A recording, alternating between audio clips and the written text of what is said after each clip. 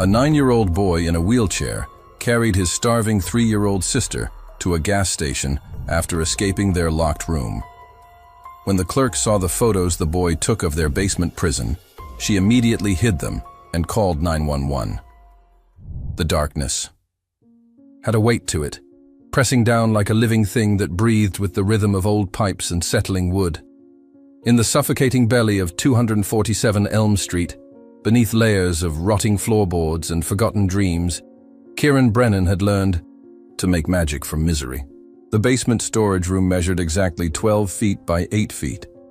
He had counted the concrete blocks that formed its walls during countless sleepless nights, running his small fingers along the rough mortar joints until he knew every crack and imperfection by touch.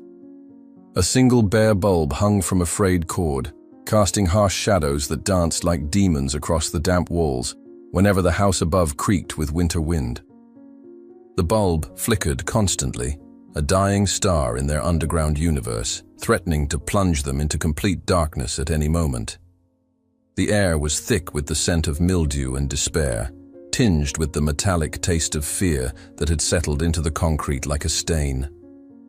Water stains bloomed across the ceiling in abstract patterns that Kieran had named during the long hours when sleep refused to come. The dragon's wing, the weeping lady, the storm cloud that seemed to grow larger each day as winter moisture seeped through the foundation above. "Tell me about the princess again," Iris whispered from her nest of moth-eaten blankets in the corner. At 3 years old, she had adapted to their prison with the resilience that only children possess, though her small body showed the cruel evidence of their captivity. Her once round cheeks had hollowed, creating shadows beneath her cheekbones that aged her face beyond her years. Her bright blue eyes, once sparkling with mischief and laughter, now seemed too large for her pale face, like delicate porcelain marbles set in fine china. The blankets that surrounded her were a patchwork of their former life, a purple throw from the living room sofa, a baby quilt their grandmother had made before she died, and several old towels that Fletcher had brought down during the first week of their imprisonment. They smelled of dust and abandonment, but they were warm, and warmth had become a precious commodity in their concrete tomb. Kieran adjusted his position in the manual wheelchair that had been both his legs and his anchor for most of his 9 years.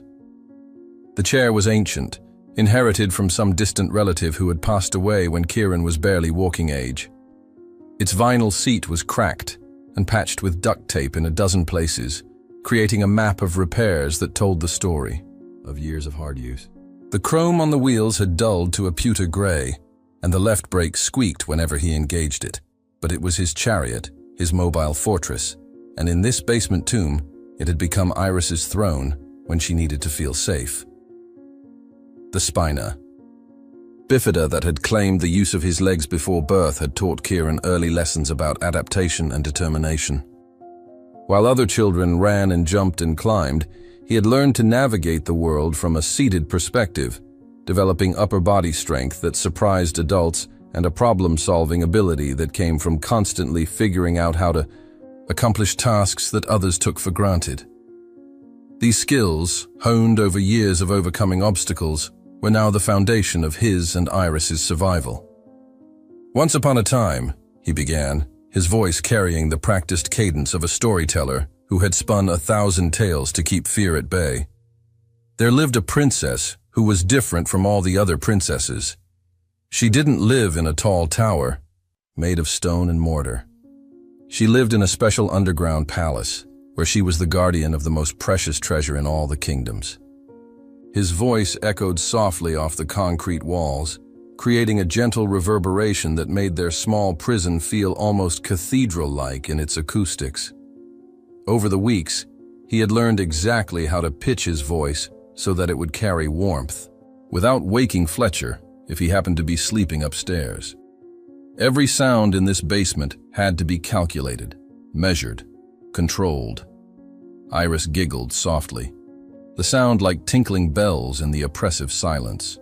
Even her laughter had changed, softer.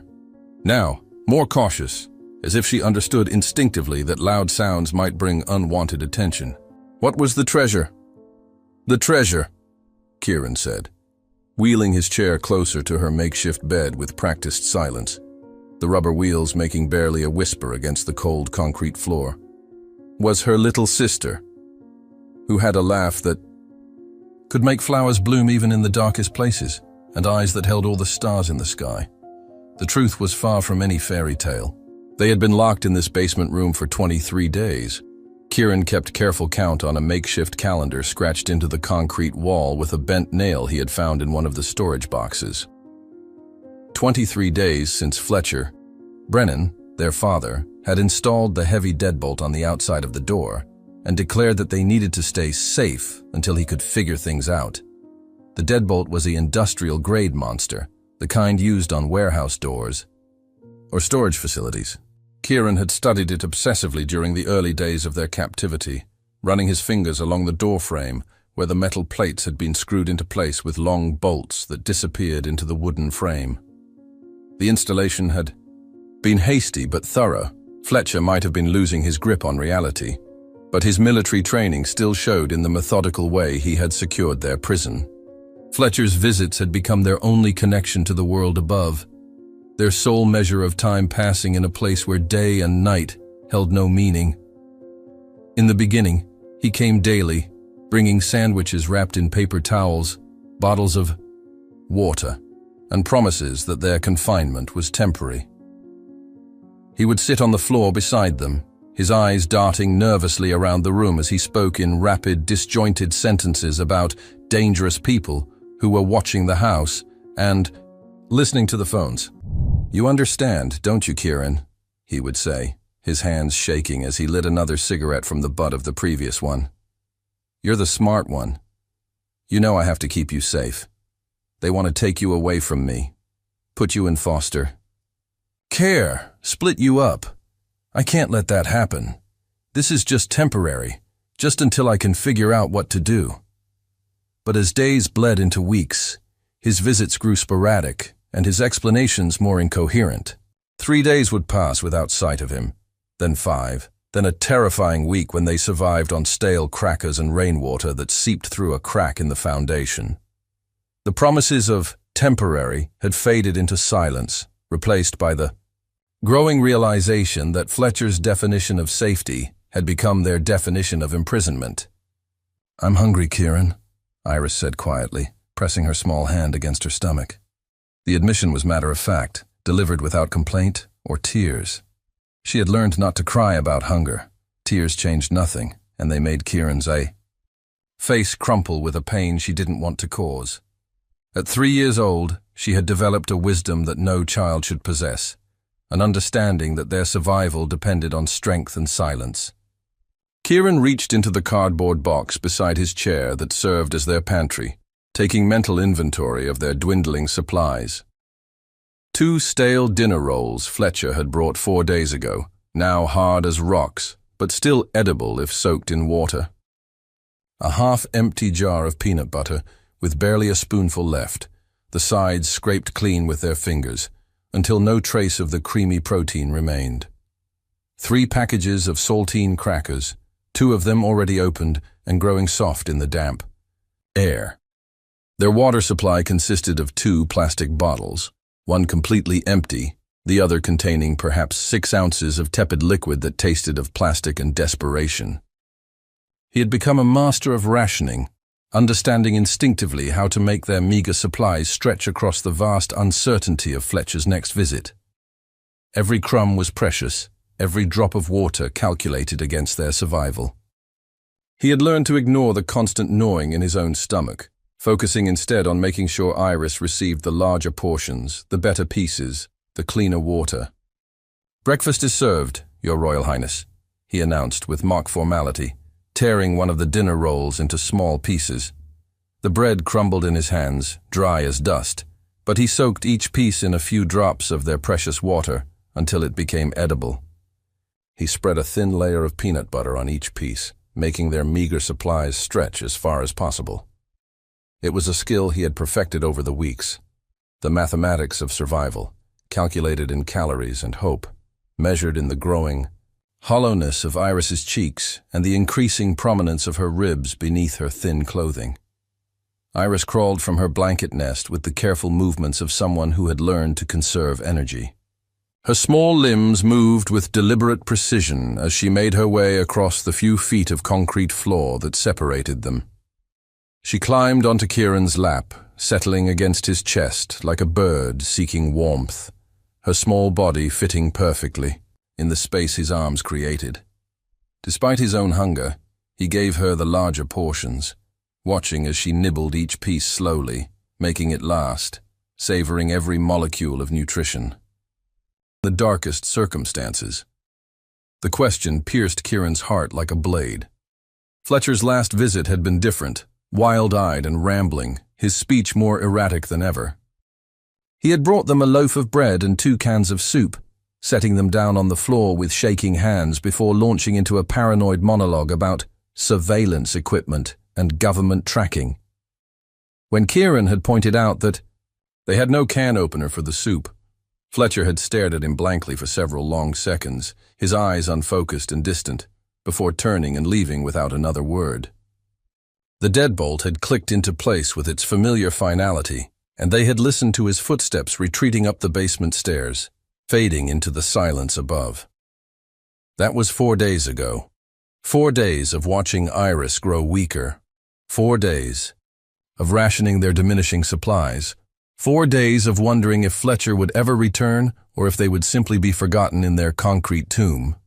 Maybe, Kieran said carefully, choosing his words with the precision of someone who understood that false hope could be crueler than honest uncertainty.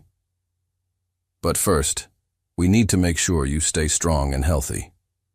That's the most important job a princess has, taking care of herself so she can take care of her kingdom.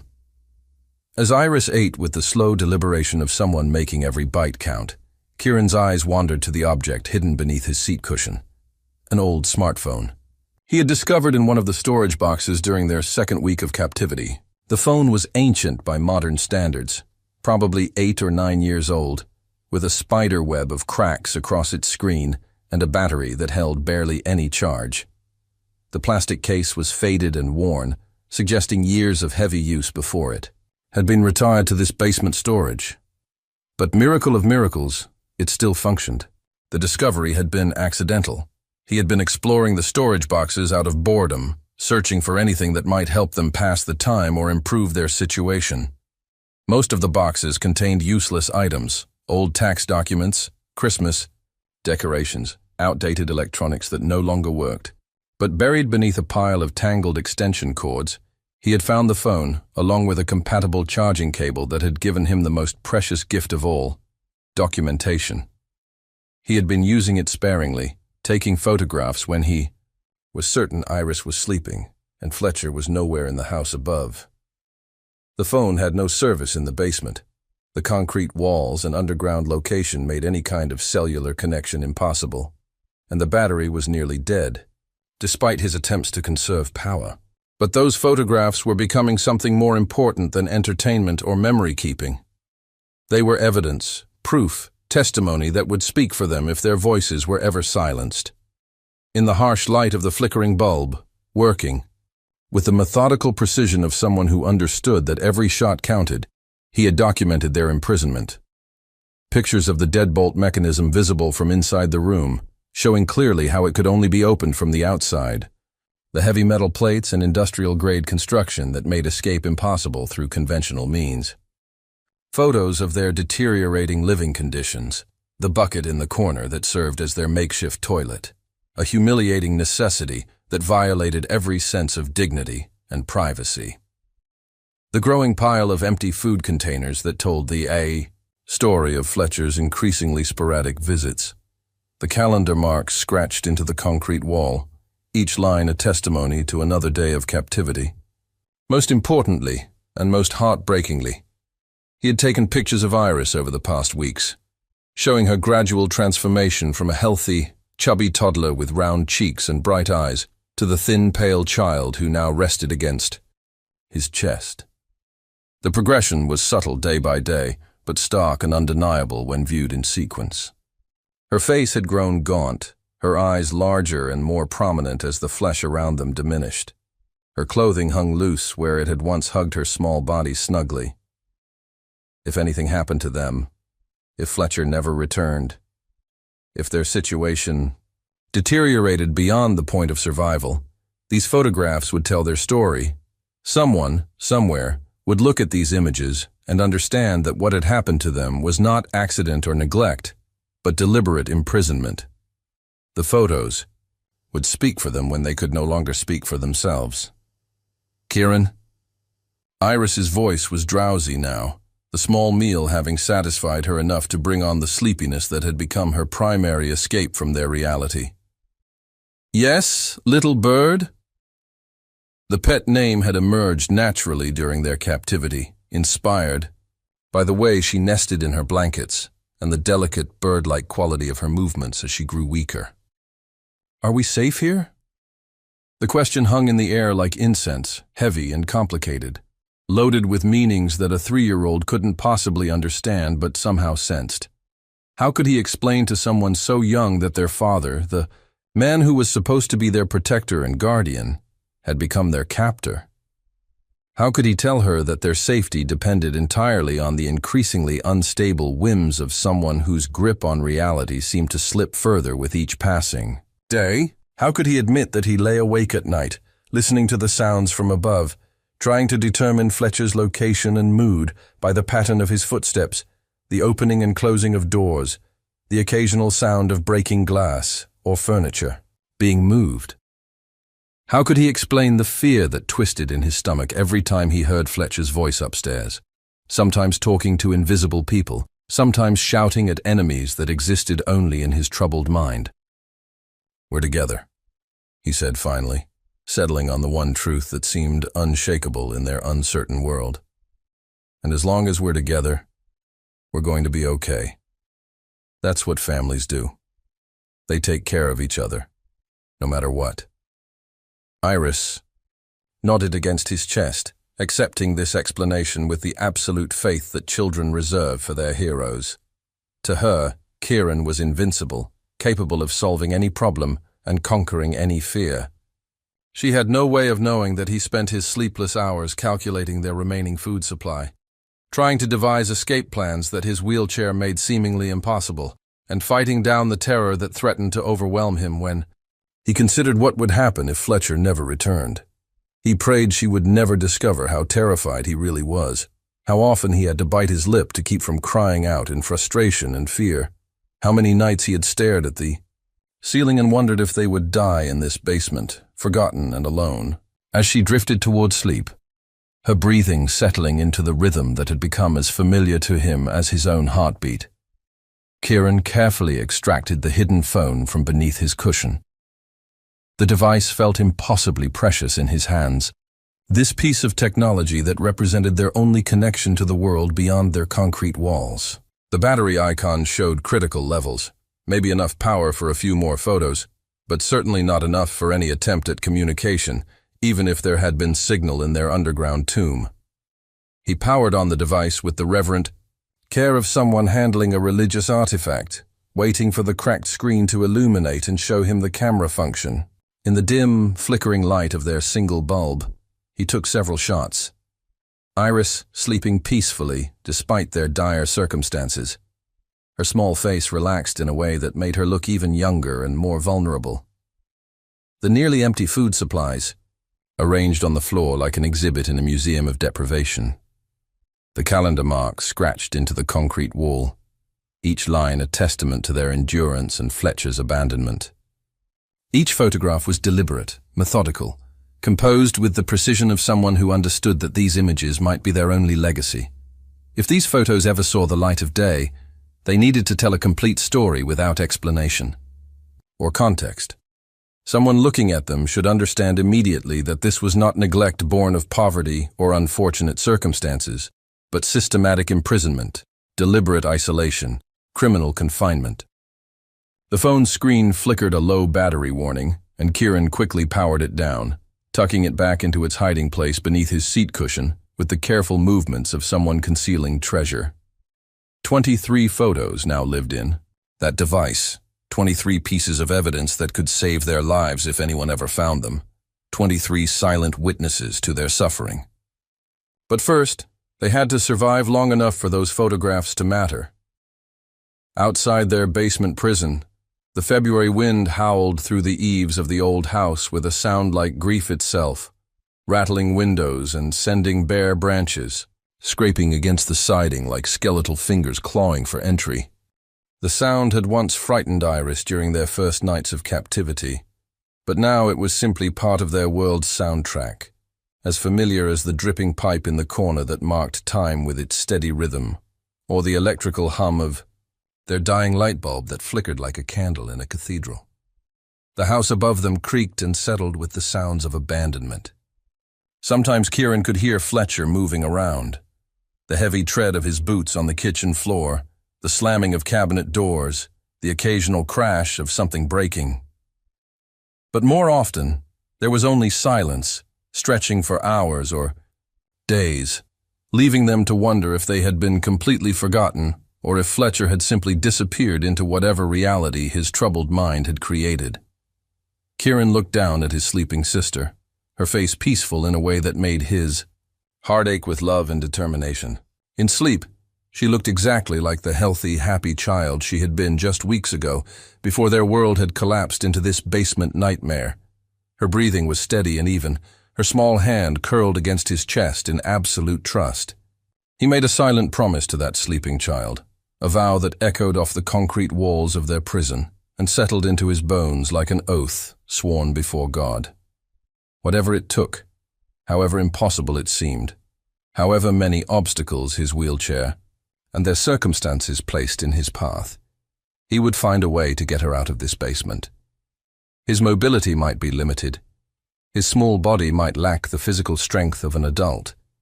But his mind was sharp, and his love for Iris was stronger than any lock Fletcher could install, any deadbolt he could secure, any fear he could instill. In the growing darkness of their 23rd day of captivity, as Iris's breathing settled into the deep rhythm of exhausted sleep, as the wind outside sang its mournful song through the bones of their prison house, Kieran Brennan began to plan their escape. The princess, he decided, watching the shadows dance across the concrete walls, was about to rescue herself. And she was going to take her little sister with her, no matter what it cost, no matter how impossible it seemed. Because that's what families do. They take care of each other, even when the world falls apart around them, even when the people who should protect them become the very danger they need to escape. Especially then. The 27th day dawned, without dawn in their windowless world, marked only by the subtle shift in the house's rhythm above them.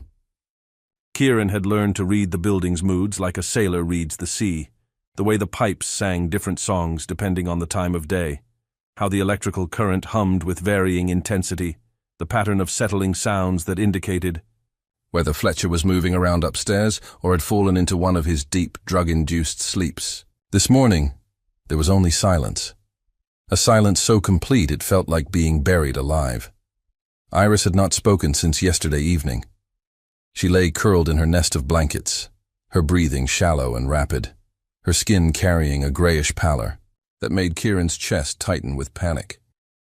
When he had tried to wake her an hour ago for their morning ritual of shared breakfast, she had opened her eyes, but seemed to look through him rather than at him, as if he were made of glass and she could see something more interesting beyond. "Little bird," he whispered, wheeling his chair as close to her as possible. "How are you feeling this morning?" She turned her head toward him with the slow, deliberate movement of someone conserving every ounce of energy. Her lips were dry and slightly cracked, and when she tried to smile, that brave, automatic smile she had maintained throughout their captivity, it seemed to cost her tremendous effort. "Tired," she whispered, the word barely audible. "So tired, Kieran." The admission hit him like a physical blow. Iris had never complained about being tired before, never admitted to weakness or discomfort beyond hunger. She had been their source of light in this darkness, the reason he could spin fairy tales and find hope in hopeless circumstances. To hear her voice so small, so defeated, was like watching their last candle flicker toward extinction. Kieran reached into their dwindling supply box with hands that trembled slightly. One dinner roll remained, now so stale it could probably be used as a weapon. The peanut butter jar was completely empty. He had scraped every molecule from its sides 2 days ago. 2 packages of saltine crackers, both opened, both growing soft and stale in the damp air. And their water, perhaps 4 ounces of tepid liquid in the bottom of their last bottle. 4 ounces of water for 2 people, with no idea when Fletcher might return. The mathematics of survival had become brutal in their simplicity. At Iris's current rate of deterioration, she had perhaps 48 hours before dehydration became life-threatening, maybe less. Her small body was already showing signs of severe malnutrition, the hollowed cheeks, the prominent ribs, the way her clothing hung like drapes on a too small frame. "I'm going to make you something special for breakfast," he said, forcing cheerfulness into his voice while his mind raced through calculations and possibilities. A feast fit for a princess. He soaked pieces of the stale dinner roll in their precious water until they became edible, then arranged them on a plastic plate he had found in one of the storage boxes. To make the meal seem more substantial, he broke the crackers into small pieces and arranged them around the bread like garnish around a gourmet dish. It was pathetic, a mockery of nutrition that wouldn't satisfy a mouse. But it was all they had. Iris accepted the food with the mechanical obedience of someone whose appetite had been replaced by pure survival instinct. She chewed slowly, methodically, her eyes fixed on some middle distance that held more interest than the concrete walls of their prison. Each swallow seemed to require conscious effort, as if her body were forgetting how to perform the basic functions of living. Watching her eat, watching her fade, Kieran felt something fundamental shift inside his chest.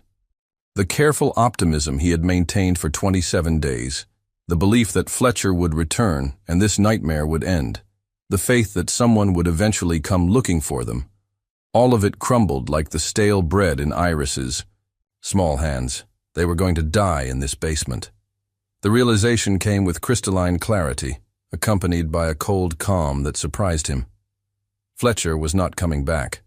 Whether he had fled town, overdosed in some alley, or simply forgotten they existed in whatever paranoid reality he now inhabited, the result was the same. 2 children locked in a basement room with no way out and no one looking for them. Unless he did something about it.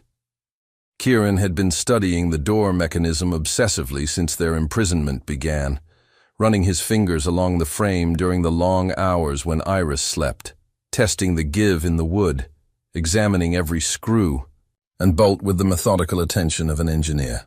The deadbolt was industrial grade, designed to keep people out, or in, but it had been installed hastily, mounted on a door frame that was old and softened by decades of moisture and neglect. More importantly, Fletcher's military precision had been compromised by whatever substances were eating away at his sanity. The installation was thorough, but not perfect. There were gaps, weaknesses, small flaws that might be exploited by someone with enough time, determination, and desperation. The biggest weakness was also the most ironic. Fletcher's concern for their comfort had led him to leave them with boxes of storage items that included tools. Not obvious tools, no hammers or screwdrivers that might have made escape simple, but improvised implements that could serve the same purpose in the right hands. A bent wire coat hanger, a metal spatula with a broken handle, a collection of screws and bolts from some long-forgotten furniture assembly project. Most importantly, there was the broken spoon handle he had been using to mark their calendar. The metal was old but strong, worn to a sharp edge that could be used for prying, scraping, or wedging. In the hands of someone with enough patience and upper body strength, it might be enough to work loose the screws that held the deadbolt mechanism in place. The physical challenge was immense. His wheelchair limited his mobility and positioning options, making it difficult to get the proper leverage for the kind of sustained pressure he would need to apply. But years of adapting to his disability had taught him to approach problems from unexpected angles, to find solutions that able-bodied people might never consider. He would have to work in absolute silence during the hours when Fletcher was most likely to be unconscious upstairs. He would have to make progress in tiny increments, loosening screws by fractions of turns over days or weeks. And he would have to do it all while maintaining the pretense of resigned captivity, never letting on that he was planning anything beyond their daily survival routine. But first, he had to tell Iris what he was planning. "Little bird," he said, softly waiting until she finished her meager meal and looked at him with those enormous blue eyes. "I need to tell you about a special adventure we're going to take." Her expression sharpened slightly, some spark of interest flickering in the depths of her gaze. "An adventure?" "The most important adventure of our whole lives," he said, choosing his words carefully. He needed her to understand the seriousness of their situation without frightening her into panic or despair. "You remember the stories I've been telling you about the princess in the underground palace?" She nodded weakly. "Well, it turns out that the princess has been here long enough. She's learned everything she needs to learn, grown as strong as she needs to grow, and now it's time for her to leave the palace and explore the world above." Iris's eyes widened. "We're going upstairs?" "We're going to try," Kieran said honestly. "But it's going to be very difficult and very scary, and I need you to be the bravest princess who ever lived. Can you do that for me?" She considered this with the gravity of someone being asked to make a life-or-death decision, which in essence she was. After a long moment, she nodded. "I can be brave." "I know you can," he said, reaching out to stroke her pale cheek. "But first, I need to work on opening the door to our palace. It's going to take some time, and I'll need to work when it's very quiet, usually when you're sleeping. You might hear some small sounds, but you can't be afraid, okay? And if you hear footsteps upstairs, you need to let me know right away so I can stop working. Are you going to break the door?" The question demonstrated an understanding that both impressed and heartbroken him. She knew they were prisoners. She understood that doors weren't supposed to lock from only one side, that children weren't supposed to live in basements without windows, that fathers weren't supposed to disappear for days at a time, leaving their children to starve. "I'm going to try to make it so we can open it," he said. "It might take a long time and I might not be able to do it at all. But I have to try, because—" He paused, searching for words that would convey the urgency without creating panic. "Because princesses aren't supposed to stay in underground palaces forever. They're supposed to go out into the world and help people and have adventures and see the sun." "I want to see the sun," Iris whispered, and the longing in her voice nearly broke his heart. "I dream about it sometimes. It's warm and bright, and it makes everything beautiful."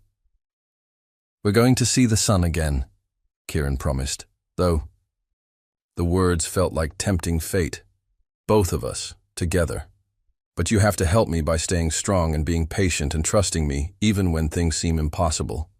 She nodded solemnly, and he could see her trying to summon strength she didn't possess, courage that her weakened body could barely support. The sight of her determination in the face of such overwhelming odds filled him with a fierce protectiveness that transcended his own fear. That night, after Iris had fallen into the deep sleep of exhaustion, Kieran began his work. He positioned his wheelchair as close to the door as possible, studying the deadbolt mechanism in the dim light of their flickering bulb. The mounting plates were held in place by 4 screws each, 8 screws total standing between them and freedom. The screws were old, but not stripped, installed with the kind of electric drill that left clean threads and tight fits. But clean threads worked both ways. What could be tightened could also be loosened, given enough time and the right application of force. Kieran selected the broken spoon handle from his collection of improvised tools, testing its edge against one of the lower screws. The metal was harder than he had hoped, but softer than the screw head, which meant he could work without creating the kind of obvious scratches that might alert Fletcher to his activities. The first quarter turn took nearly an hour of patient, careful pressure. The screw fought him every millimeter, its threads locked tight after weeks of supporting the heavy deadbolt. His hands cramped from maintaining the precise grip needed to apply steady torque without slipping and creating noise. Sweat beaded on his forehead despite the basement's chill. But it moved, incrementally, almost imperceptibly, but it moved. By the time exhaustion forced him to stop, he had loosened the first screw by perhaps half a turn. It was pathetic progress measured against the enormity of their situation. But it was progress nonetheless. Proof that the impossible might merely be extremely difficult. He carefully cleaned any metal shavings from around the screw head, positioned his wheelchair exactly where it had been before, and hid his tools beneath his seat cushion. If Fletcher happened to check on them, an increasingly unlikely possibility, everything would appear exactly as it had for the past 27 days. The second night, he managed a full turn on the first screw and began work on the second. His hands were developing calluses from gripping the improvised tools, and his shoulders ached from the awkward angles required to apply pressure while seated in his wheelchair. But each small victory felt like a triumph against the forces that had imprisoned them. By the fourth night of work, he had loosened 2 screws significantly and begun to feel real hope for the first time since their captivity began. The metal was giving way to persistence, yielding to the kind of patient determination that had carried him through years of overcoming obstacles that others found insurmountable. But it was during that fourth night that Iris took a turn for the worse. He heard it first in her breathing, a slight rattle that hadn't been there before, a wetness in her lungs that suggested her body was beginning to shut down non-essential functions. When he wheeled over to check on her, her skin felt clammy and cool, and her pulse was rapid and thready. She was dying, slowly, quietly, without drama or fanfare, but dying nonetheless. The realization sent a surge of panic through his system that threatened to overwhelm his careful planning. All his patient work on the door meant nothing if Iris died before he could get it open. All his methodical progress was worthless if he had to watch his little sister fade away while he played with screws and door frames. He had to accelerate his timeline, take risks he had been avoiding, make noise he had been careful to prevent. Because saving Iris meant nothing if there was no Iris left to save. "Hold on, little bird," he whispered, stroking her fevered forehead with shaking hands. "Just hold on. Your big brother is going to get you out of here." He returned to the door with a desperation that transformed his careful engineering into frantic demolition. The broken spoon handle flew in his hands, working at the screws with a speed and force that sent small showers of metal shavings to the floor. He no longer cared about covering his tracks or maintaining the illusion of passive captivity. Iris needed medical attention, needed food and clean water and warmth and hope. She needed to see the sun again before it was too late. The first screw came free with a small metallic ping that seemed to echo through the basement like a gunshot. Kieran froze, listening for any sound from above, any indication that Fletcher had heard the noise and was coming to investigate.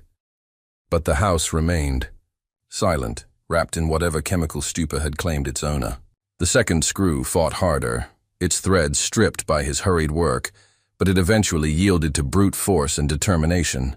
2 screws down, 6 to go. By the time pale morning light began to filter through the basement windows, light that never reached their sealed room but which changed the quality of shadows under the door, Kieran had removed 4 of the 8 screws holding their prison together. The deadbolt mechanism was noticeably loose now, rattling slightly when he tested it, held in place by only half its original supports. But his hands were cramped into claws, his shoulders screamed with pain, and exhaustion was making his vision blur. Iris's breathing had grown more labored during the night, her skin more pale, her responses to his voice more delayed and confused.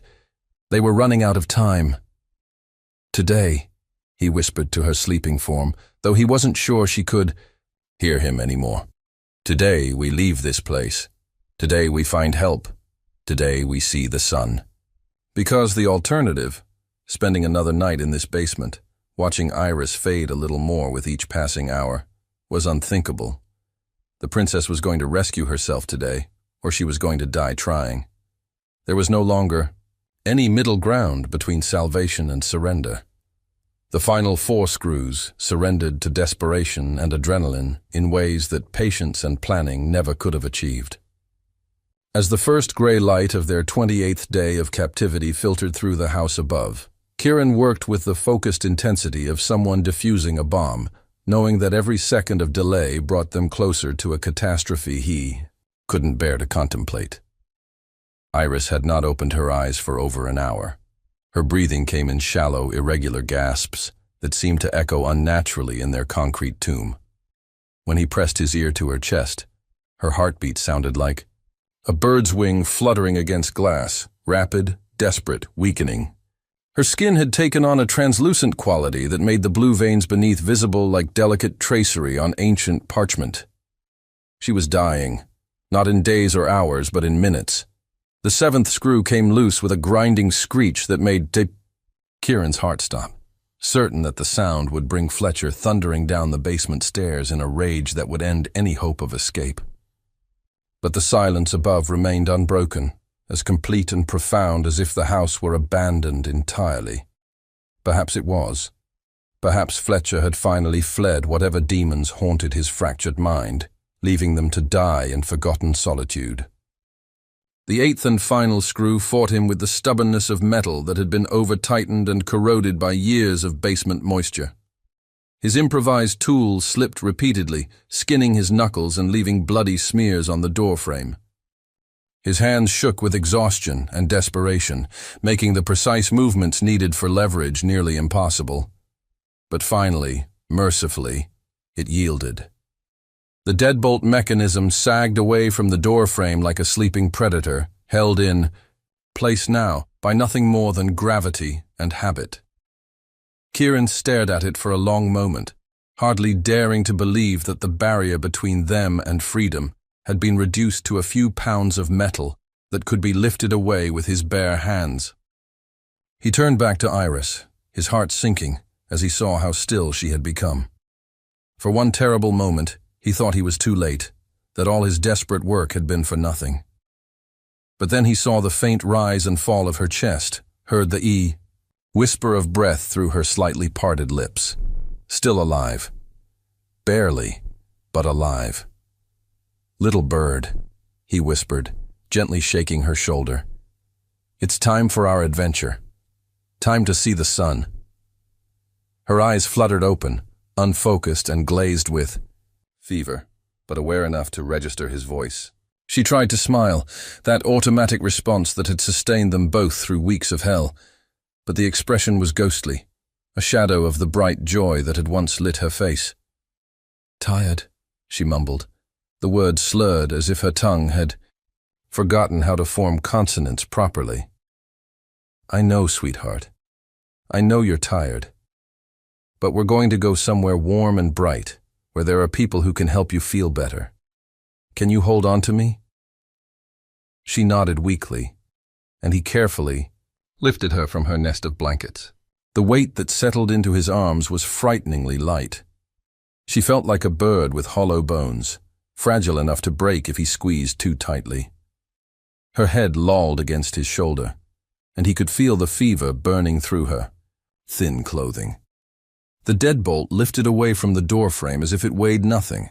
28 days of imprisonment defeated by 8 screws and the determination of a 9-year-old boy who refused to watch his sister die. The door swung open with a creak that sounded like freedom itself, revealing the basement stairs that led up to the world they had almost forgotten existed. But freedom was not as simple as an open door.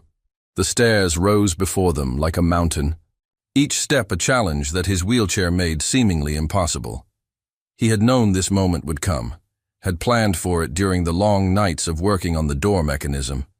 But the reality of the obstacle was more daunting than any theoretical problem he had solved in his mind. 14 steps separated them from the main floor of the house.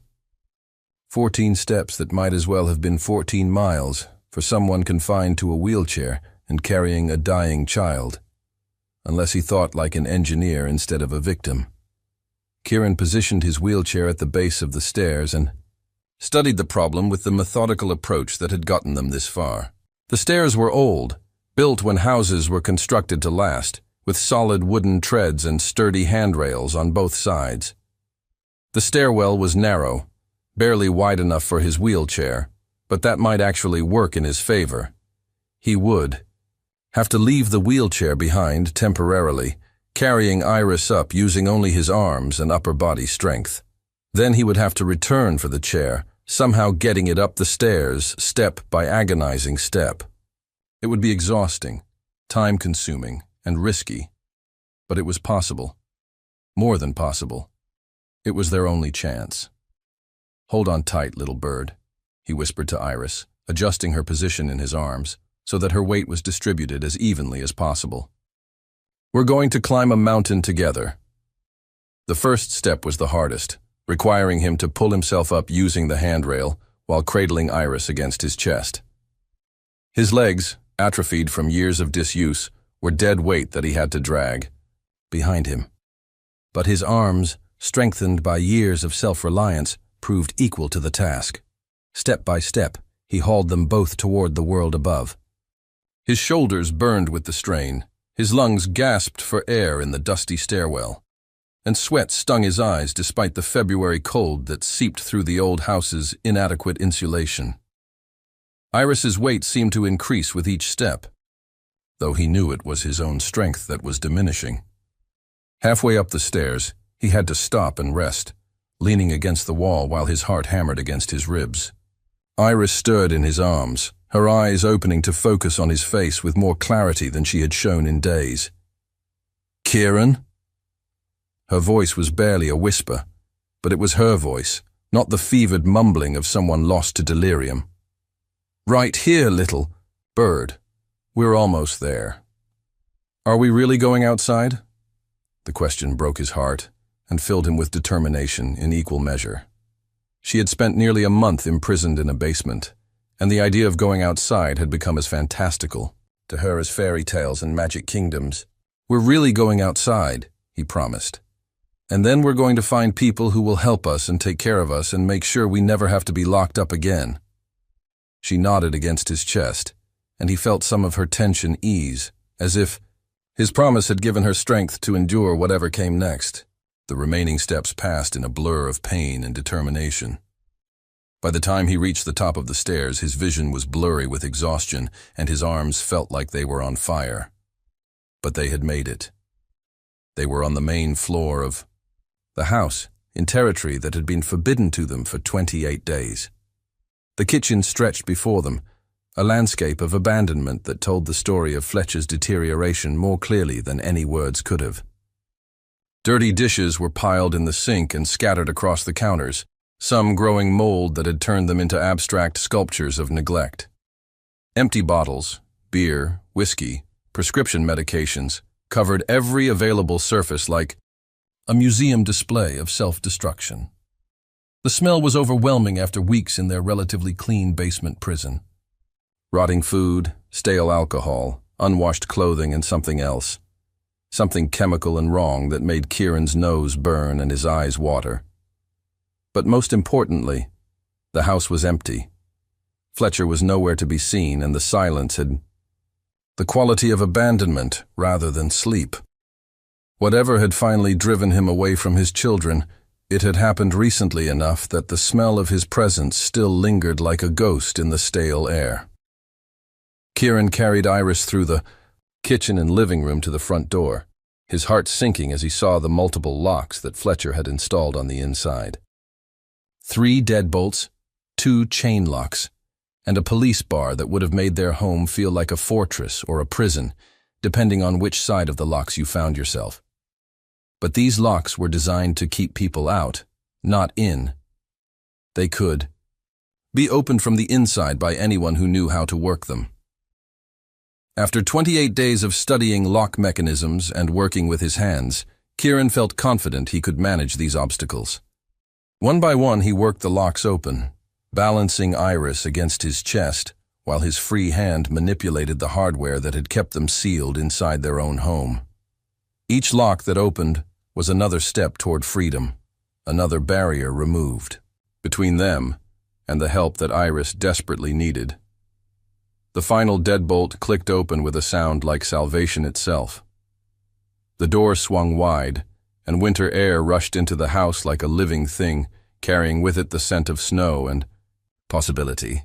Beyond the threshold lay a world transformed by the storm that had been building for days, a landscape of white that stretched as far as the eye could see, painted in shades of gray and silver, under a sky heavy with the promise of more snow to come. It was the most beautiful thing Kieran had ever seen, but it was also terrifying. The temperature was well below freezing, with a wind that cut through his thin clothing like knives. The snow was deep. At least 6 inches had fallen, with drifts that reached twice that height in places where the wind had sculpted the landscape according to its own artistic vision. Iris stirred in his arms, her eyes widening as she took in the sight of the world beyond their prison. Snow was falling gently, each flake catching what little light filtered through the overcast sky and sparkling like tiny diamonds before settling onto the growing blanket that covered everything in. Sight. Snow, she whispered, wonder replacing the pain in her voice for just a moment. It's so pretty. It is pretty, Kieran agreed, though his mind was already calculating the challenges that the winter weather would add to their escape. But it's also very cold, so we need to get somewhere warm as quickly as possible. He set Iris down just inside the doorway, wrapping her in the heaviest blanket he could find, a thick wool throw that Fletcher had kept on the living room couch.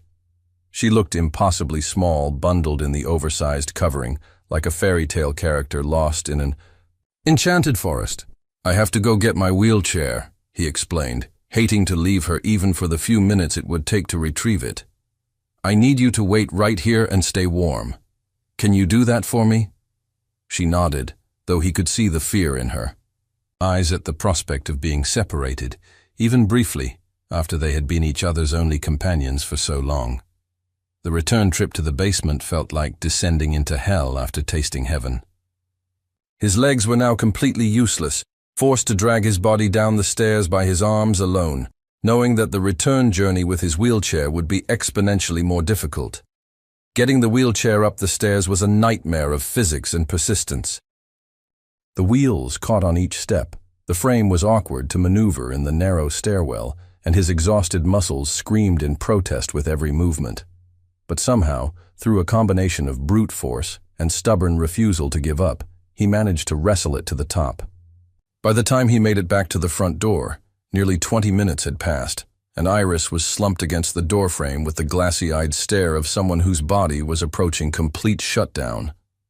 The brief spark of wonder that the snow had kindled in her eyes had faded back to the dull acceptance of someone too weak to fight anymore.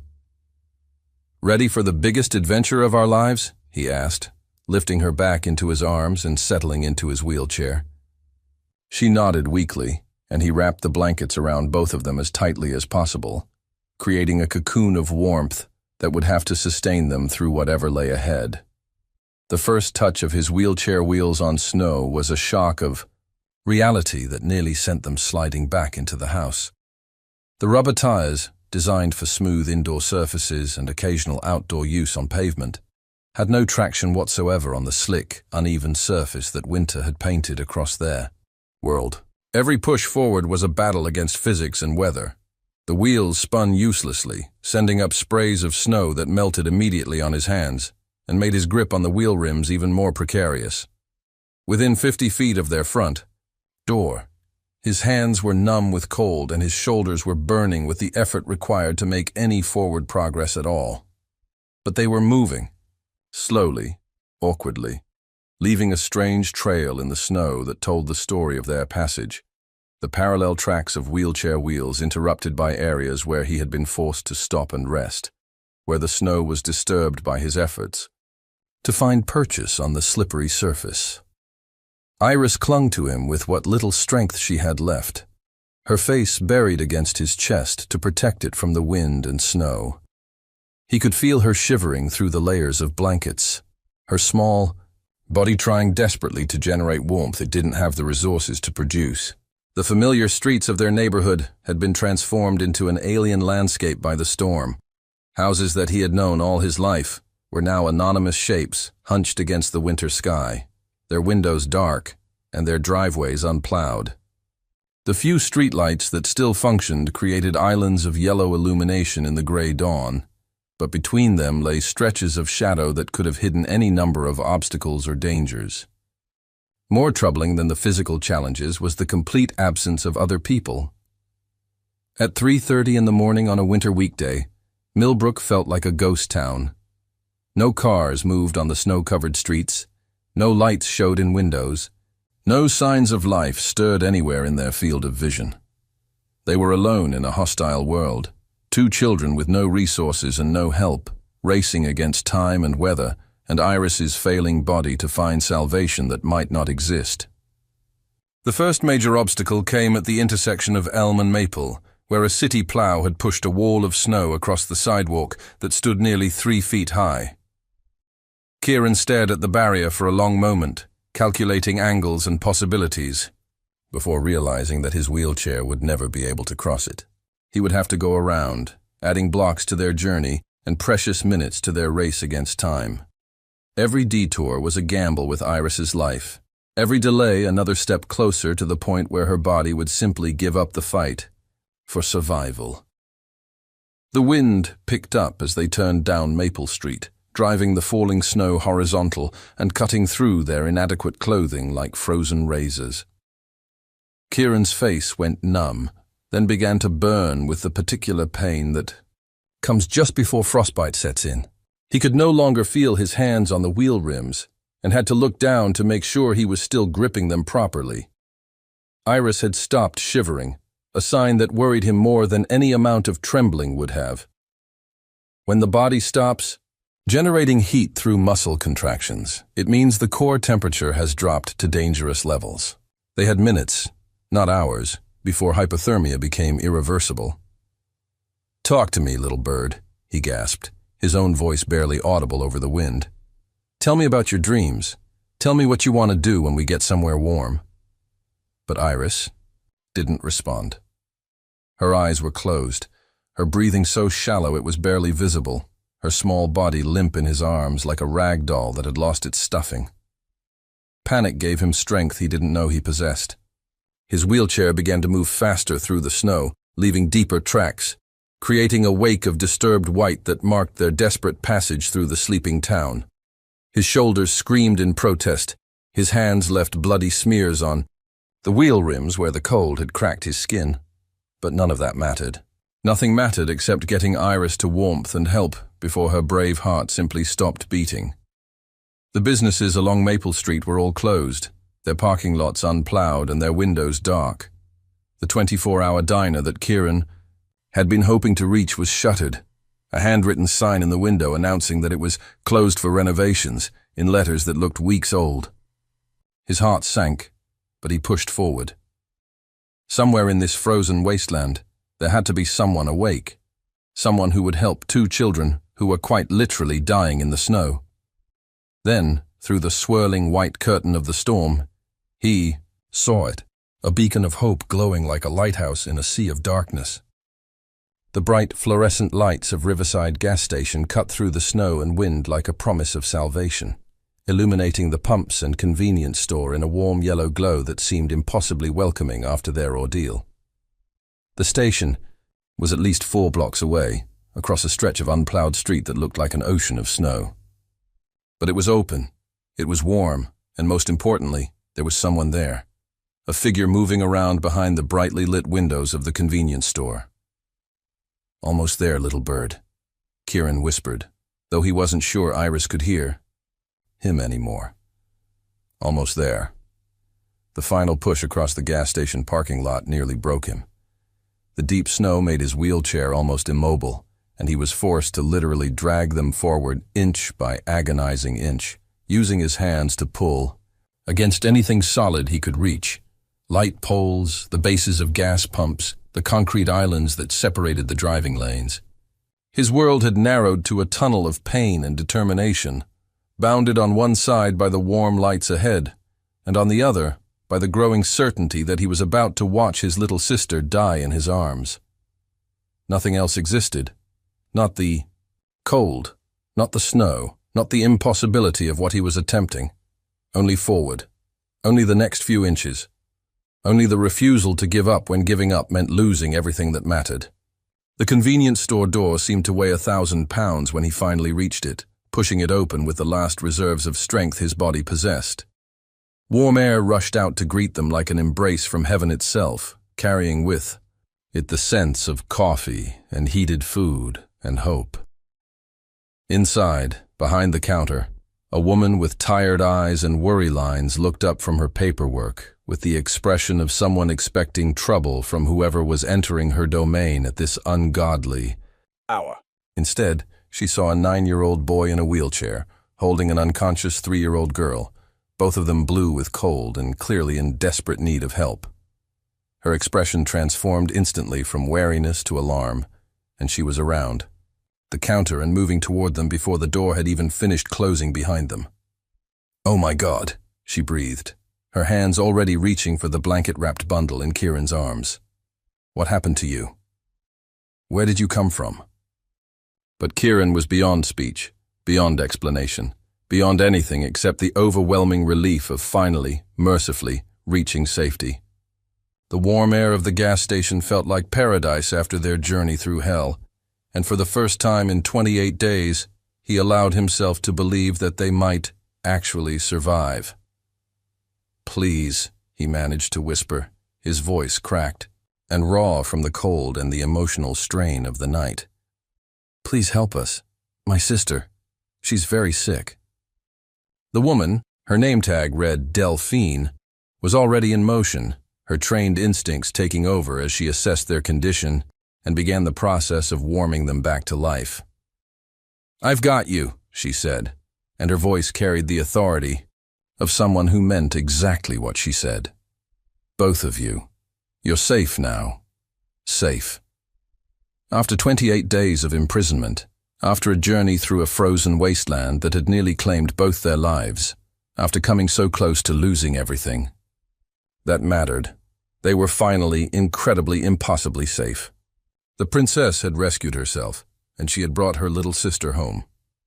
Delphine Rousseau had been working the graveyard shift at Riverside gas station for 3 months, ever since her divorce had left her scrambling to make ends meet in a town where good jobs were as scarce as honest politicians. At 28, she felt decades older, worn down by the kind of life experiences that aged people from the inside out, a marriage that had crumbled under the weight of financial stress and incompatible dreams, a custody battle that had drained her savings and left her seeing her 6-year-old daughter only on weekends, and the grinding loneliness of working nights in a job where human contact was limited to drunks buying cigarettes and shift workers grabbing coffee. But nothing in her 3 months of late-night encounters with Millbrook's population had prepared her for the sight that greeted her when the convenience store door chimed at 3:47 a.m. on this snow-blown February morning. A child in a wheelchair, his face blue with cold and his hands bloody from gripping frozen metal, holding an unconscious little girl who looked more like a broken doll than a living child. Both of them were wrapped in blankets that had clearly been inadequate protection against the brutal winter storm, and both of them were shivering with the kind of deep, bone-rattling tremors that spoke of dangerously low body temperatures. Delphine's training as a former emergency medical technician kicked in before her conscious mind had fully processed what she was seeing. She had worked ambulances in Detroit for 4 years before moving to Millbrook, and she recognized the signs of severe hypothermia and malnutrition with the instant clarity that comes from experience with life and death situations. "Jesus Christ," she breathed, already moving around the counter with the efficient urgency of someone trained to act first and ask questions later. "How long have you been outside? Where did you come from?" But even as she asked the questions, she was conducting her own rapid assessment. The boy was conscious and responsive, though clearly exhausted and hypothermic. The little girl was unconscious but breathing, her pulse rapid and thready, when Delphine checked it at her thin wrist. Both children showed signs of prolonged malnutrition. Hollow, cheeks, prominent ribs visible even through their clothing, the kind of gauntness that didn't develop overnight. This wasn't a case of children wandering away from home and getting lost in the storm. This was something much more serious, much more wrong. "Can you tell me your name?" she asked the boy, already reaching for the emergency blankets she kept behind the counter for winter emergencies. Living in upstate New York taught you to prepare for situations exactly like this, though she had never imagined applying those preparations to children who looked like refugees from a war zone. "Kieran," he managed through chattering teeth, his voice hoarse and strained. "Kieran Brennan. This is my sister Iris. She's really sick. We need help." Delphine wrapped both children in the reflective emergency blankets, cranking the store's thermostat up to maximum while she considered her options. The little girl's condition was clearly critical. She needed immediate medical attention, possibly hospitalization. But there was something about the situation that set off alarm bells in her mind, something that suggested calling an ambulance might not be the complete solution these children needed. "Kieran, I'm going to ask you some questions, and I need you to tell me the truth, okay? I'm here to help you, but I need to understand what's happened to you and your sister." She moved with practiced efficiency while she spoke, warming bottles of water in the coffee machine's hot water dispenser and preparing packets of electrolyte powder she kept for her own long shifts. Rehydration was critical for both children, but it had to be done carefully. Too much too fast could be dangerous in their weakened condition. "Where are your parents?" she asked, offering Kieran small sips of the warm, electrolyte-rich liquid. His face crumpled slightly, and she saw the weight of whatever trauma these children had endured settle back onto his narrow shoulders. "Our dad. He's been gone for days, maybe a week. He locked us in the basement, and then he disappeared." The words hit Delphine like a physical blow. Child imprisonment, criminal confinement, the kind of case that made headlines and destroyed families, and haunted the people who discovered it for the rest of their lives. "He locked you in the basement?" she repeated, needing to make sure she had heard correctly. "For how long?" 28 days, Kieran said with the precision of someone who had been keeping careful count. 28 days and 5 hours. The specific timing told her everything she needed to know about this boy's mental state. He had been tracking their imprisonment with the obsessive attention to detail that came from having nothing else to measure time against. 28 days of confinement would explain the malnutrition, the psychological trauma she could see lurking behind his determined facade, and the critical condition of his little sister. "Kieran," she said carefully, "I need you to know that what happened to you was not your fault, and it was not okay. Adults are supposed to protect children, not lock them away. You did the right thing by getting yourself and Iris out of there." He nodded, though she could see the complex emotions warring in his young face. Love and fear and anger and guilt, all tangled together in ways that no 9-year-old should have to navigate. "How did you get out?" she asked, continuing to offer him small sips of the electrolyte solution while monitoring Iris's vital signs. The little girl's breathing was becoming slightly more regular in the warmth of the store, though she remained unconscious. "I worked on the door lock," Kieran said with quiet pride. "It took me 4 nights, but I got all the screws loose and we could open it. Then we walked here through the snow." Walked. Delphine looked at his wheelchair, at the blood on his hands from gripping the frozen wheel rims, at the exhaustion written in every line of his small body. He hadn't walked. He had performed a heroic feat of endurance and determination that most adults would have found impossible. "You didn't walk, honey," she said gently. "You saved both your lives. You're a hero." But even as she spoke the words, her mind was processing the implications of what he had told her. Criminal confinement of children, systematic neglect, a father who had disappeared, leaving 2 children locked in a basement to starve. This wasn't a case for social services. This was a case for the police, for detectives, for the kind of investigation that required evidence and documentation and proof. "Kieran," she said, "I need to ask you something important. Do you have any way to prove what happened to you? Any evidence that shows you were locked in the basement?" His eyes lit up with something that might have been relief or vindication. Reaching into his jacket with hands that still shook from cold and exhaustion, he pulled out an old smartphone with a cracked screen. "I took pictures," he said simply. "Of our room, of Iris getting sick, of everything. I took pictures so people would know what happened to us." Delphine stared at the phone for a moment, understanding flooding through her with the force of revelation. This boy hadn't just endured 28 days of imprisonment, he had documented it. He had created evidence. He had thought ahead to the possibility that their story might not be believed, that proof might be necessary to ensure justice. At 9 years old, confined to a wheelchair, responsible for keeping his little sister alive, he had still possessed the presence of mind to gather evidence that would convict his abuser. "Can I see the pictures?" she asked softly. Kieran nodded, his small fingers working the phone's controls with practiced ease despite his hypothermic tremors. "The battery is almost dead, but there should be enough power to show you." The phone's screen flickered to life, and Delphine found herself looking at images that would be burned into her memory for the rest of her life. The first photograph showed a concrete room that looked more like a medieval dungeon than any place where children should be housed. A bare bulb hanging from the ceiling, damp walls, a bucket in the corner that she realized with sick horror was their only toilet. A thin mattress on the floor, a few cardboard boxes, the kind of Spartan prison cell that belonged in movies about political prisoners, not in the basement of a family home.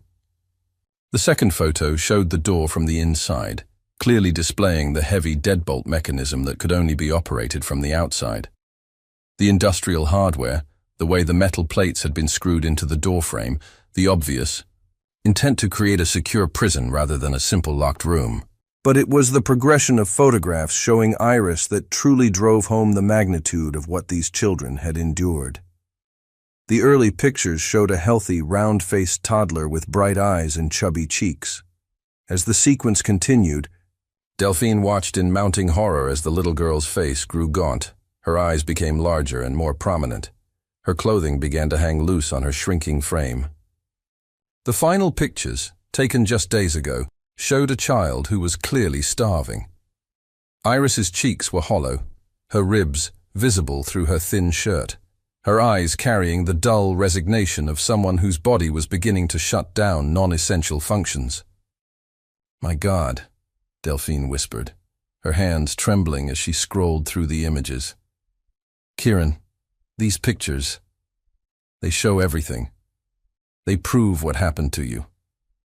But even as she spoke, her training was telling her what needed to happen. Next, these children needed immediate medical attention, police protection, and careful handling by people trained to deal with child abuse cases. The photos on this phone were evidence in what would undoubtedly become a criminal prosecution, and they needed to be preserved and protected. More than that, these children needed to be kept safe. If their father had abandoned them to die in a basement, there was no telling what he might do if he discovered they had escaped and were talking to authorities. "Kieran," she said, her voice carrying the authority of someone making life-or-death decisions, "I'm going to help you and Iris. But I need you to trust me completely. Can you do that?" He nodded, though she could see the wariness in his eyes that came from having his trust betrayed by the one person who should have been most trustworthy. "I'm going to lock the store and put up a sign that says we're closed for emergency maintenance. Then I'm going to take you and Iris to the back office, where it's warmer and more private, and I'm going to call 911. The police and paramedics are going to come, and they're going to make sure you're both safe and that Iris gets the medical help she needs." She paused, looking directly into his eyes with the kind of steady gaze that children learn to trust when adults actually meant what they said. "And I promise you, both of you, that you will never be locked in a basement again." Whatever happens, next, whatever it takes, you're safe now. Moving quickly but carefully, Delphine locked the front door and flipped the sign to "Closed for emergency," then gathered both children and carried Iris to the back office while Kieran followed in his wheelchair. The office was cramped but warmer, with a space heater that she turned to maximum and a small couch where she could lay Iris down properly. The little girl's condition seemed to be stabilizing slightly in the consistent warmth, her breathing becoming more regular and her color improving marginally. But she was clearly still in critical condition, requiring medical intervention that was beyond anything Delphine could provide with her limited emergency training. 911, what's your emergency? This is Delphine Rousseau at Riverside Gas Station, on Maple Street in Millbrook. I have 2 children here who have been victims of criminal confinement and abuse. One is a 9-year-old boy in a wheelchair. The other is a 3-year-old girl who is unconscious and appears to be suffering from severe malnutrition and dehydration. I need police, paramedics, and child protective services immediately. Ma'am, can you repeat that? Did you say criminal confinement? The children have been locked in a basement for 28 days by their father, who then abandoned them. The boy managed to escape and carried his unconscious sister through a snowstorm to reach help. They have photographic evidence of their imprisonment, and the little girl needs immediate medical attention. There was a brief pause on the other end of the line. Then the dispatcher's voice returned with the crisp efficiency of someone dealing with a priority emergency. Units are being dispatched now. Stay on the line with me. Are the children in immediate danger from their abuser? The father appears to have abandoned them days ago, but I don't know his current location or mental state. I've secured the children in my office and locked the store. Good. Paramedics should be there in approximately 8 minutes. Police in 5. Can you describe the children's current condition? Delphine provided a detailed medical assessment while keeping one eye on Iris and one hand on Kieran's shoulder, offering what comfort she could to a boy who had already proven himself capable of extraordinary courage and determination. The photographs, Kieran said urgently, holding up the phone. You have to make sure the police see the photographs. They prove what happened to us. I will, Delphine assured him. Those pictures are going to make sure your father can never hurt you or anyone else again. She took the phone carefully, understanding that she was handling evidence that would likely be crucial in the prosecution of Fletcher Brennan. The images told a story that no defense attorney could explain away, no plea bargain could minimize, no amount of mental health excuses could justify. A 9-year-old boy had documented his own imprisonment with the methodical precision of a war correspondent, creating an unassailable record of systematic child abuse that would ensure justice was served. The first siren became audible in the distance, growing louder as it approached through the snowy streets of Millbrook. Then another, and another, until the night air was filled with the sounds of emergency response converging on their location. They're coming, Delphine told Kieran, watching as relief and exhaustion warred in his young face. Help is coming, and you're both going to be okay. Red and blue lights began to flash through the store windows, painting the interior in alternating colors of urgency and authority. Car doors slammed, radios crackled with official communications, and the organized chaos of emergency response took over the quiet gas station. But in the back office, 2 children who had survived the unthinkable were finally, truly safe. The photographs that had captured their suffering would now serve as the foundation for their justice, and the courage of a 9-year-old boy who refused to let his sister die had brought them both home to a world where people cared enough to help. The princess had rescued herself, documented her own captivity, and lived to tell the tale that would ensure no other children would suffer as they had suffered. In the growing warmth of the gas station office, surrounded by the sounds of people who existed to help and protect and serve, Kieran Brennan allowed himself to believe, for the first time in 28 days, that everything was going to be all right. His photographs would make sure of it. Detective Cordelia Nash had seen enough child abuse cases in her 15-year career to develop what her colleagues called professional armor, the psychological protection that allowed her to process horrific crimes without losing her sanity. or her faith in humanity. She had worked cases involving neglect that bordered on torture, physical abuse that left permanent scars, and sexual crimes that haunted her dreams for months afterward. But as she stood in the back office of Riverside gas station at 4:23 a.m. on a snow-blown February morning, looking at a 9-year-old boy in a wheelchair who had just survived 28 days of imprisonment, she felt that armor cracking around the edges like ice under too much pressure. The paramedics had already taken Iris to Millbrook General Hospital, her small body swallowed by the adult-sized gurney like a doll, lost in a sea of white sheets and medical equipment. The oxygen mask covered half her pale face, making her look even younger and more fragile, while IV lines ran into her dehydrated veins carrying the electrolytes and glucose that her starved body desperately needed. The last image Nash had of the little girl was her pale hand reaching out weakly toward her brother as they loaded her into the ambulance, fingers stretched in a gesture of desperate connection, and Kieran's equally desperate promise shouted, over the sound of the engine, that he would see her soon, that everything was going to be okay now, that she was safe and would never be locked away again. Now, in the relative quiet that followed the organized chaos of emergency response, Nash sat across from Kieran in the cramped back office of the gas station, with a digital recorder between them on the small table and a heart that ached for what this child had endured. The office smelled of coffee and cleaning supplies, warmed by a space heater that hummed quietly in the corner, creating an atmosphere of safety and normalcy that stood in stark contrast to the horror story she was about to document officially. But more than her personal feelings of sympathy and outrage, she was struck by something else entirely. The methodical way Kieran had documented his own imprisonment, the clear thinking he had demonstrated under impossible circumstances, and the strength of character that had enabled him to not only survive 28 days of systematic abuse, but to engineer an escape that had saved both his life and his sister's. "Kieran," she said gently, her voice carrying the authority of someone who had spent years learning how to talk to traumatized children, while also conveying the warmth that told them they were finally safe. "I need you to know that you did everything. Right. Everything. You kept yourself and Iris alive under conditions that would have broken most adults. You found a way out of what should have been an impossible situation. You got help when help seemed unreachable.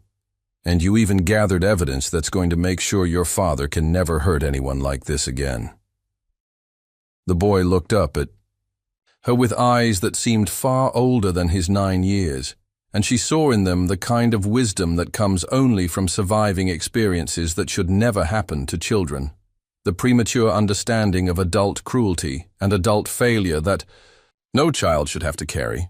His hands were bandaged from his ordeal with the wheelchair in the snow, wrapped in white gauze that made them look even smaller and more vulnerable, and he was wrapped in hospital blankets that made him look like a refugee from some distant war zone rather than a child who had been imprisoned in his own basement. "The pictures," he said, his voice hoarse from cold and exhaustion, but still carrying the determined precision that seemed to define his character even in extremity. "Did you see all the pictures?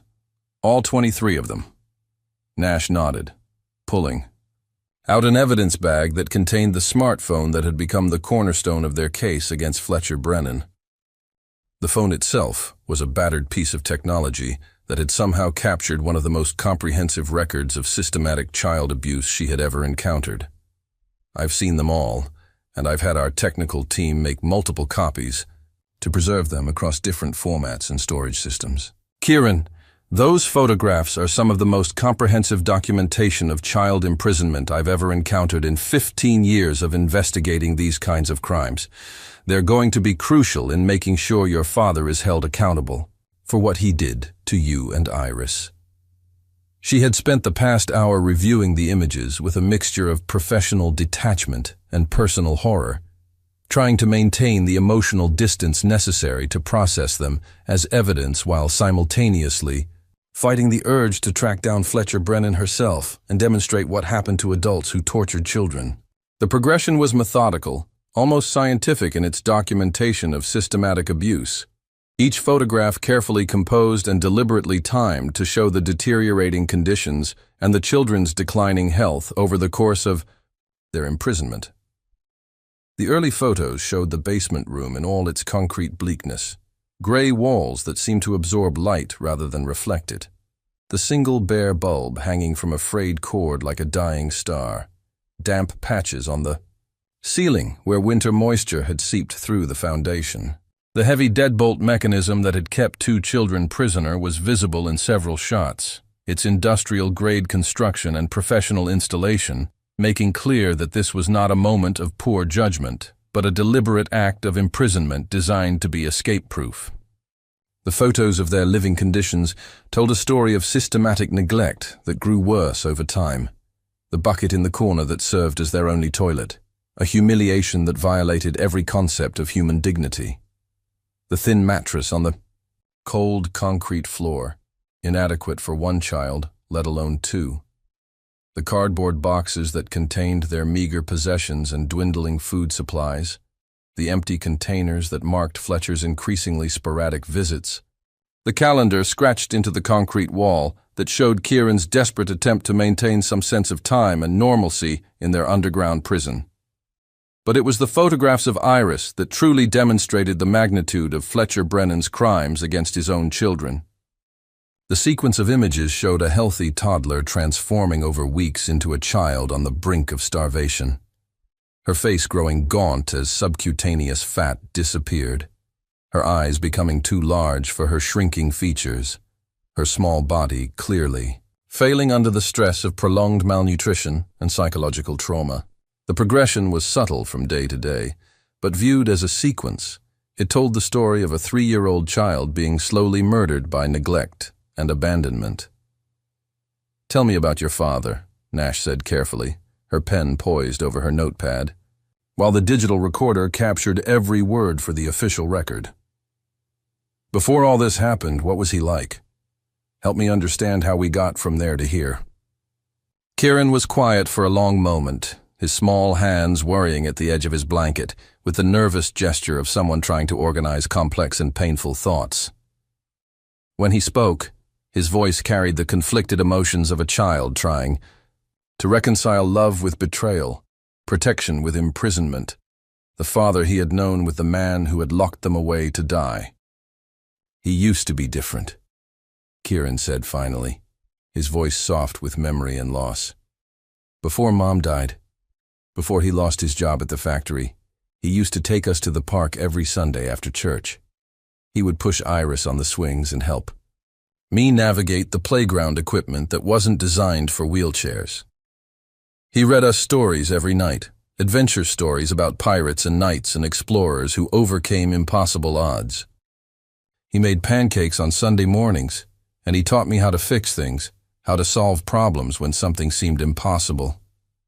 The irony was not lost on Nash that Fletcher's lessons in problem-solving and mechanical engineering had ultimately enabled his son to engineer their escape from the prison he had created. The skills that a loving father had taught his disabled son to help him navigate an inaccessible world had become the tools that saved both children's lives when that same father became their captor.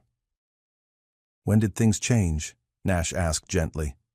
"Can you pinpoint when your father started becoming the person who would lock you in a basement?" Kieran's expression grew more troubled, and she could see him struggling with the complex psychology of watching someone you love transform into someone you fear after the funeral, he said, his voice becoming smaller and more uncertain. "Mom died in a car accident last winter. A drunk driver hit her on her way home from work. Dad was different at the funeral, like he wasn't really there even though his body was standing next to the casket. After that, he started drinking more, staying awake all night, pacing around the house, and talking about people who were watching us, following us, planning to hurt us." Nash made careful notes, recognizing the classic pattern of grief-induced paranoid ideation complicated by substance abuse. She had seen similar progressions in other cases, though rarely with such devastating consequences. "He would stand at the windows with the curtains pulled back just a little bit, watching the street for hours," Kieran continued. "He said the government wanted to take us away, put us in foster care, split us up because I was disabled, and they didn't think he could take care of me properly. He said there were social workers and bureaucrats and other officials who were building a case against him, documenting every mistake, waiting for the right moment to swoop in and destroy our family. Did anyone actually contact your father about concerns regarding your care? Nash asked, though she suspected she already knew the answer. No, Kieran said. I don't think anyone even knew we existed.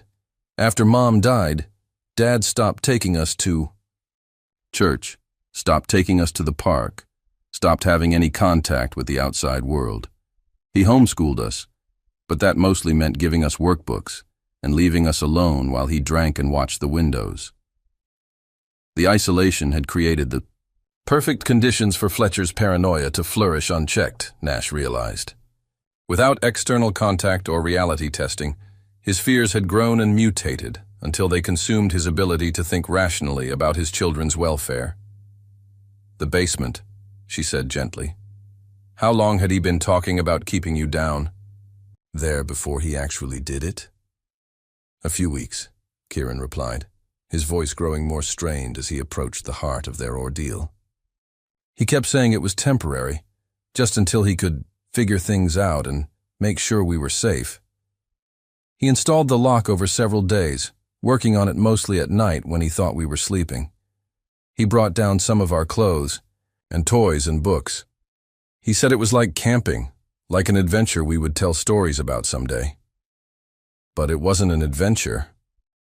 No, Kieran said quietly, and Nash heard in his voice the death of whatever childhood innocence had survived, his mother's death and his father's deteriorating mental state. It was a prison, and after the first few days I think he knew it too. But he couldn't figure out how to undo it without admitting that he was wrong, that he had made a terrible mistake. So instead he just disappeared more and more, bringing us food less often, staying away for longer periods, until finally he stopped coming at all. The psychological insight demonstrated by the boy was remarkable, Nash thought. Despite his age and the trauma he had endured, he understood the adult complexities that had led to their imprisonment better than many adults would have been able to articulate. He had analyzed his father's mental state with the same methodical approach he had applied to escaping their prison. Tell me about the decision to escape, she said. What made you realize you had to get out, and how did you know you were capable of doing something that seemed impossible? Kieran's expression grew more serious, and she saw him glance toward the door as if he could see through the walls of the gas station to the hospital where his sister was fighting for her life, with the dedicated attention of medical professionals who understood that every minute mattered. Iris was dying, he said simply, and the matter-of-fact delivery of the statement somehow made it more powerful than if he had said it with obvious emotion. I could see it happening, day by day, hour by hour sometimes. She was getting weaker, sleeping more, eating less, even when we had food to eat. Her breathing changed.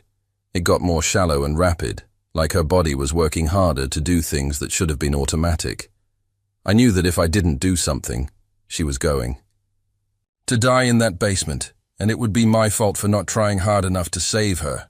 It wouldn't have been your fault, Nash said firmly, leaning forward to make sure he understood the absolute truth of what she was saying. None of this was your fault. You were a child being abused by an adult who was supposed to protect you. You had no responsibility for what happened to you, and you had no obligation to fix what your father had broken. But I was her big brother, Kieran replied, with a kind of fierce protectiveness that made Nash's chest tighten with emotion she wasn't supposed to feel while conducting an official interview. That made her my responsibility, regardless of whose fault it was that we were in that situation. I had to try because if I didn't try and she died, I would have to live with knowing that I gave up when she needed me most. The conversation continued for another hour, Nash carefully documenting every detail of their imprisonment, their father's deteriorating mental state, and the methodical escape that had saved both their lives. Through it all, Kieran answered her questions with a precision and clarity that would make him an exceptional witness when Fletcher Brennan eventually stood trial But more than that, he demonstrated a resilience and strength of character that amazed her. He described the painstaking process of loosening the deadbolt screws over multiple nights, working in complete silence while Iris slept, using improvised tools and engineering principles his father had taught him in happier times. He explained his decision-making process as Iris's condition deteriorated, the way he had calculated risks and resources and concluded that immediate action was necessary despite the seemingly impossible obstacles.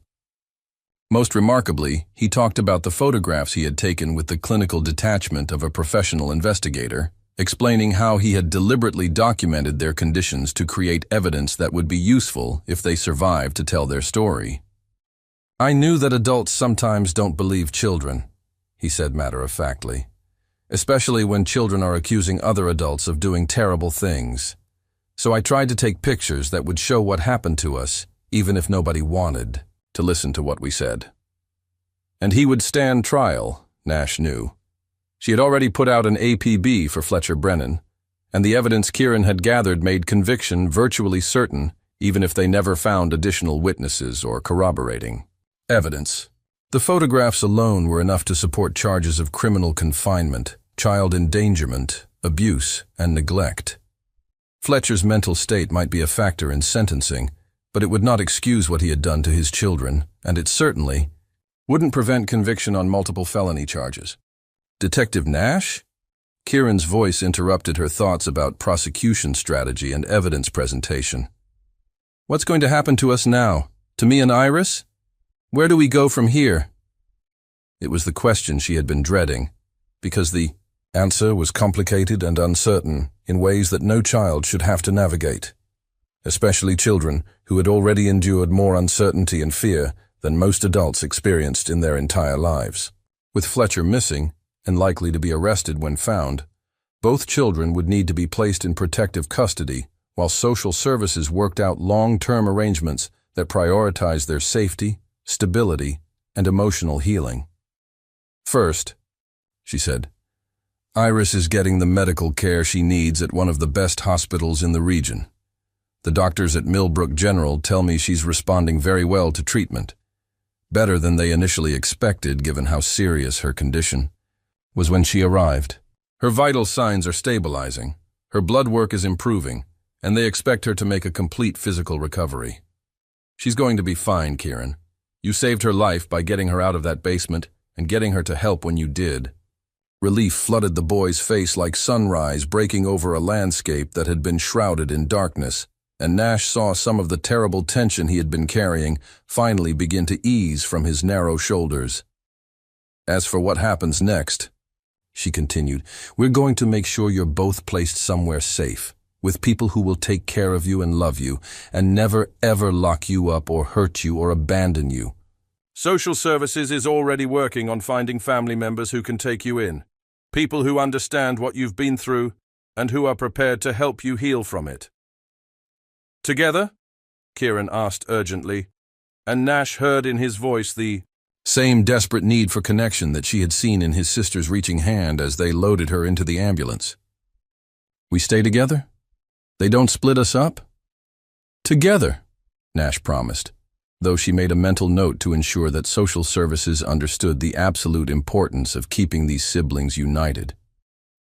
After what they had been through, after the way they had taken care of each other through 28 days of imprisonment, separation would be another form of trauma that could undo much of their healing and recovery. Her phone buzzed with a text message from one of her officers, and she glanced at it quickly. "Fletcher Brennan located at Murphy's Tavern on West Street. Unconscious from apparent drug overdose. Paramedics en route. Will be arrested upon medical clearance." Nash felt a grim satisfaction as she read the message. Fletcher Brennan would face justice for what he had done to his children, and the photographs Kieran had taken would ensure that justice was swift, comprehensive, and uncompromising. "Kieran," she said, "we found your father. He's alive, but he's very sick from drugs and alcohol, and he's going to be arrested as soon as the doctors say he's healthy enough to be taken into custody. That means he can't hurt you or Iris anymore, and you're both going to be safe from now on. He's never going to be able to lock you up again." The boy's reaction was complex. Relief mixed with sadness, fear tempered by something that might have been closure or vindication. Nash had seen similar reactions in other child victims, the conflicted emotions that came from loving someone who had caused terrible harm, the confusion of grieving for the parent they had lost even while celebrating the end of the abuse they had suffered. Over the next several hours, as dawn broke over Millbrook and the snow stopped falling, revealing a world transformed by winter, but somehow made more beautiful by the contrast between the white landscape and the warm lights of human habitation, the machinery of justice and child protection began to turn in earnest. Iris was stabilized at the hospital, her condition improving steadily with proper medical care, hydration, and nutrition. The pediatric team treating her marveled at her resilience, the way her small body responded to treatment despite the severity of her malnutrition. Within 24 hours, she was awake and asking for her brother, her personality beginning to emerge from beneath the trauma and physical exhaustion that had nearly claimed her life. Social services located Fletcher's sister Elena, who lived in Albany and had been trying to maintain contact with the children, despite Fletcher's increasing isolation and paranoia. Elena Brennan Rodriguez was a single mother and registered nurse who had been worried about her brother's mental state and her niece and nephew's welfare for months, even going so far as to make several unannounced visits to their house that Fletcher had rebuffed with increasing hostility and suspicious accusations. When she received the call from Child Services and learned what had happened to Kieran and Iris, she was on the road to Millbrook within an hour, determined to provide the stability and love that both children desperately needed after their ordeal. Their family, she told Nash when they met at the hospital that afternoon, her voice carrying the fierce protectiveness of someone who understood that family meant more than biology. They're my brother's children, but more than that, they're 2 kids who have been through hell and deserve every chance to heal and grow up safe and loved. I've been trying to help Fletcher for years, but he wouldn't accept it. Now I can help his children, and I'm going to do everything in my power to make sure they never have to be afraid again. Nash watched Elena interact with Kieran and saw immediately that this placement would work. The woman had the kind of calm competence that came from years of dealing with medical emergencies and traumatized patients, but more importantly, she had the genuine warmth and maternal instinct that both children needed to begin rebuilding their trust in adult caregivers. Elena's first meeting with Iris took place in the pediatric ward, where the little girl was still connected to IV lines, but sitting up in bed and coloring in a book that one of the nurses had provided. When Elena walked into the room, Iris looked up with the cautious curiosity of someone who had learned to be wary of adults, but hadn't yet lost the capacity for hope. "Are you my Aunt Elena?" Iris asked in a small voice. "I am," Elena replied, sitting down beside the bed at Iris's eye level. "And I've been wanting to meet you for a very long time. Your daddy used to tell me stories about how smart and funny and brave you were, but I think he didn't tell me the half of it." Nash watched from the doorway as Elena spent the next hour simply talking with Iris, asking about her favorite colors and foods and games, telling stories about the house in Albany where they would live, describing the cat she had recently adopted and the room she was already preparing with glow-in-the-dark stars on the ceiling because she had heard that Iris liked to look at the sky. 3 days later, Nash stood in the courthouse as Fletcher Brennan was arraigned on multiple felony charges. He was pale and shaking from withdrawal, his eyes darting around the courtroom with the paranoid restlessness that had characterized his final descent into mental illness. His court-appointed attorney had clearly explained the severity of the charges and the strength of the evidence against him because Fletcher's shoulders sagged with what might have been recognition of the magnitude of his crimes.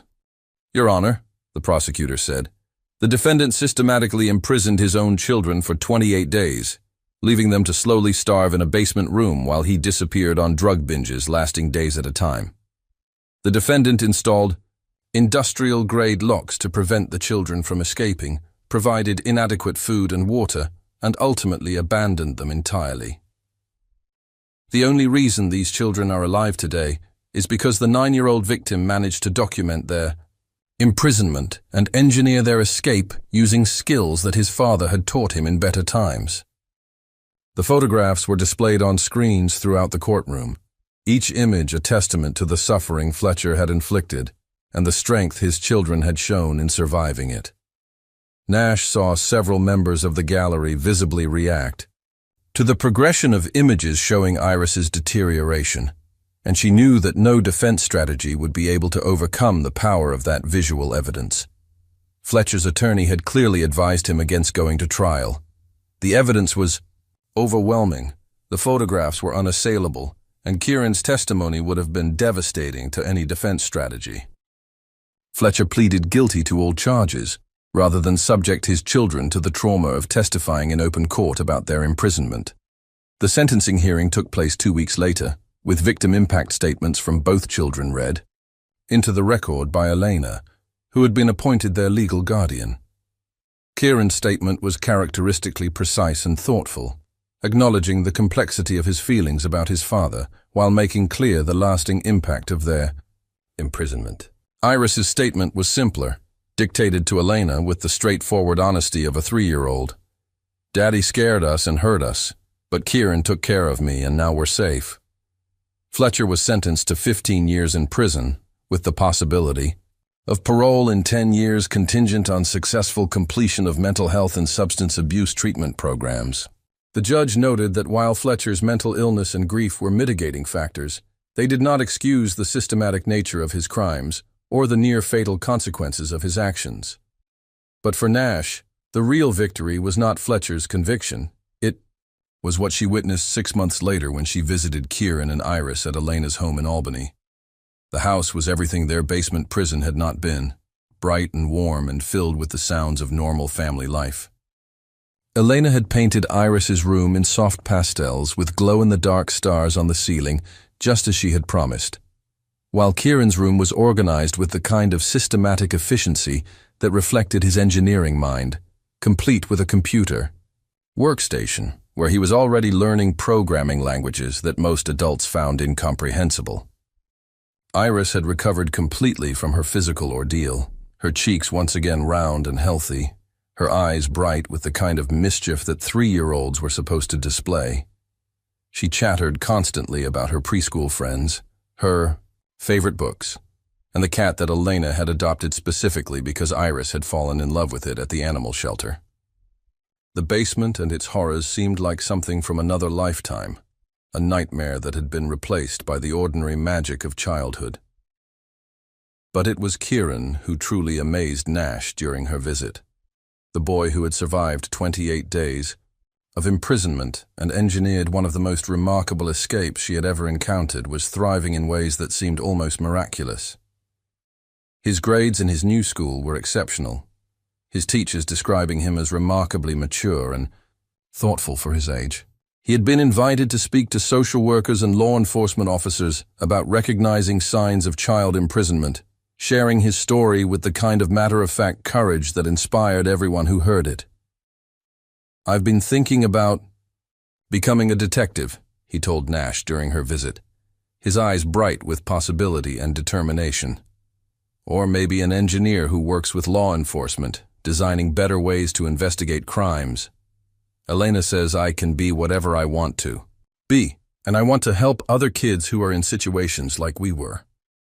"You already are both," Nash replied, thinking of the methodical way he had documented their imprisonment and the brilliant engineering that had freed them from their concrete tomb.